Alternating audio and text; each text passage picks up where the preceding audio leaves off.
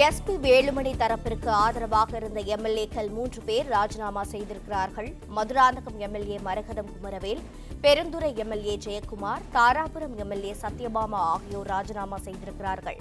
ராஜினாமா கடிதங்களை 3 எம்எல்ஏக்கள் வழங்கிய நிலையில் சபாநாயகருடன் அமைச்சர் செங்கோட்டையன் சந்திப்பு நிகழ்த்தியிருக்கிறார்.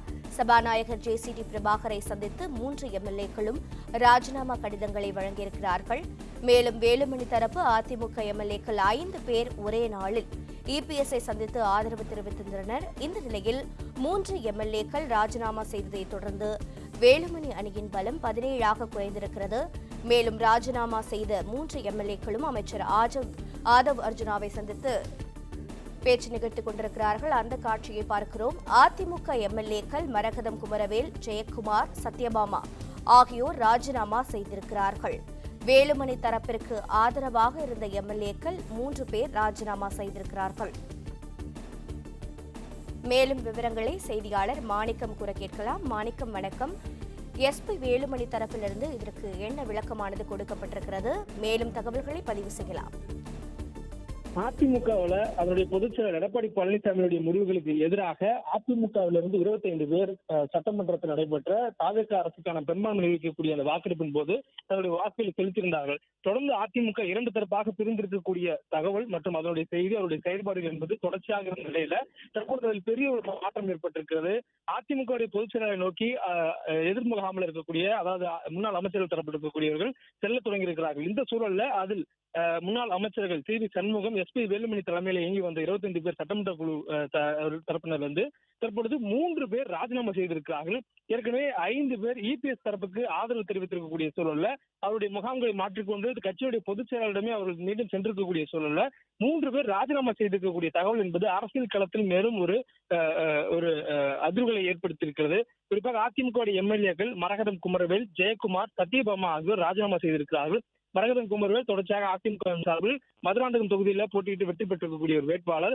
அவர் தொடர்ந்து அதிமுக முன்னிறுத்தி வேட்பாளராக இருந்து வெற்றியும் பெற்றிருக்கிறார். இந்த சூழல்ல தன்னுடைய சட்டமன்ற பதவியை ராஜினாமா செய்திருக்கிறார். அதே போன்று ஜெயக்குமார், சத்யபாமா ஆகியோர் ராஜினாமா செய்திருக்கிறார்கள். தங்களுடைய ராஜினாமா கடிதத்தை சபாநாயகர் ஜேசிடி பிரபாகரிடம் வழங்கியிருக்கிறாங்க. வேலுமணியினுடைய தரப்பினர் ஆதரவாக இருந்த முன்னாள் அமைச்சர் எஸ்பி வேலுமணி மற்றும் சி வி சண்முகத்துடைய ஆதரவாளராக அறியப்பட்டிருந்த இந்த 3 எம்எல்ஏக்களும் திடீர் ராஜினாமா செய்திருப்பதன் மூலமாக அவர்கள் அதிமுகவிலிருந்து விலகுவதற்கான வாய்ப்பு இருப்பதாக சொல்லப்படுகிறது. மேலும் அவர்கள் தொடர்ச்சியாக இந்த தங்களுடைய சட்டமன்ற பதவியை ராஜினாமா செய்துவிட்டு தமிழக வெற்றி கழகத்துக்கு போவதற்கான ஒரு தகவலும் கூட சொல்லப்படுகின்றது. அப்படியான சூழல்ல தற்போது இந்த 3 நபர்களுடைய ராஜினாமா என்பது மேலும் ஒரு அரசியல் அதிர்வுகளை தற்போது தமிழக அரசியல் களத்தில் ஏற்படுத்தியிருக்கிறது. மேலும் எஸ்பி வேலுமணியுடைய தரப்பிலிருந்து 5 பேர் அதிமுக பொதுச் செயலாளர் எடப்பாடி பழனிசாமி தரப்புக்கு ஆதரவு தெரிவித்து அவர் பக்கம் சென்றிருக்கக்கூடிய சூழல்ல மேலும் 3 பேர் ராஜினாமா செய்திருக்கிறார்கள். மொத்தம் அவருடைய 25 என்ற எண்ணிக்கையிலிருந்து தற்பொழுது 8 என்ற எண்ணிக்கை குறைந்திருக்கிறது. இதன் மூலமாக அதிமுக ஒட்டுமொத்த சட்டமன்ற எண்ணிக்கை 47. அதில் 25 பேர் முன்னாள் அமைச்சர் எஸ்பி வேலுமணி தரப்பினரிடம் இருந்தார். அந்த சூழலில் 5 பேர் தற்பொழுது எடப்பாடி பழனிசாமியுடைய தரப்புக்கு சென்றதனால் எடப்பாடி பழனிசாமியுடைய தரப்பினுடைய எண்ணிக்கை 22 27 உயர்ந்திருக்கிறது. அதே நேரத்தில் 25 இருந்த அதிமுக முன்னாள் அமைச்சர் எஸ்பி வேலுமணி தரப்பினுடைய எண்ணிக்கை 5 பேர் இபிஎஸ் தாக்கம் சென்றதனாலும் மேலும் 3 பேர் கூடுதல் ராஜினாமா செய்ததனாலும் 17 குறைந்திருக்கிறது. ராஜினாமா செய்த இந்த 3 எம்எல்ஏக்கள் ஆதரவுடன் சந்திப்பு நடத்தியிருக்கிறார்கள். ராஜினாமா செய்த எம்எல்ஏக்கள் தாவேகாவிலும் இணைந்திருக்கிறார்கள். இந்த சூழலில் அதிமுக எம்எல்ஏக்கள் மரகதம் குமரவேல், ஜெயக்குமார், சத்யபாமா ஆகியோர் அவர்கள் ராஜினாமா கடிதம் கொடுத்திருக்கிறார்கள். அவர்கள் இந்த கட்சியை விட்டு அதிமுகவை விட்டே முழுமையாக வெளியேறுகிறார்கள் என்ற தகவல் சொல்லப்பட்டு வந்தது. அதனை மெய்ப்பிக்கும் விதமாக அவருடைய ராஜினாமா எழுதப்பட்டிருக்கிறது. மேலும் இந்த ராஜினாமாவுக்கு முன்பாக அவர்கள் அமைச்சர் ஆதரவை சந்தித்ததும் கூட இதனுடைய வெளிப்பாடாக தான் சொல்லப்பட்டிருந்தது. அதை தற்பொழுது உறுதி செய்யும் அளவில் 3 பேரும் தற்பொழுது ராஜினாமா செய்திருக்கிறார்கள்.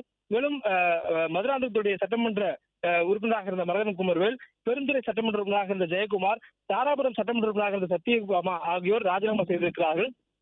மேலும் ராஜினாமா கடிதத்தை தற்போது வழங்கியிருக்கிறார்கள்.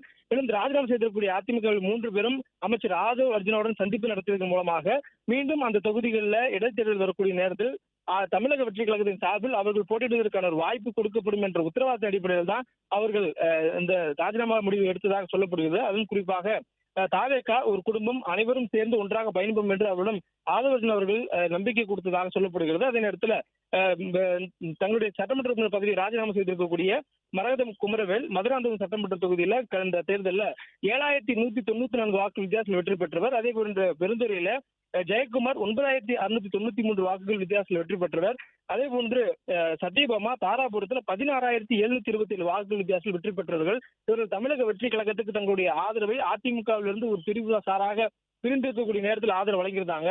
இந்த சூழல்ல அது கட்சி தாவல் தடை சட்டத்தின் மீது நடவடிக்கை எடுப்பதற்கான வாய்ப்பு இருக்கக்கூடிய சூழல்ல தங்களுடைய ஆதரவை அந்த கட்சியினுடைய இணைத்துக் கொள்வது மூலமாக தங்களுடைய சட்டமன்ற உறுப்பினர் பதவி ராஜினாமா செய்து தற்பொழுது அவர்கள் தாவேகாவில் இணைந்திருக்கிறார்கள். அவர்கள் 3 பேர் சட்டமன்ற உறுப்பினர் பதவி ராஜினாமா செய்வது மூலமாக தமிழ்நாட்டில் தற்பொழுது 4 சட்டமன்ற தொகுதிகள் காலியாக இருக்கக்கூடியதாக அறிவிப்புகள் என்பது அதிகாரப்பூர்வமாக வெளியிடப்பட இருக்கின்றன.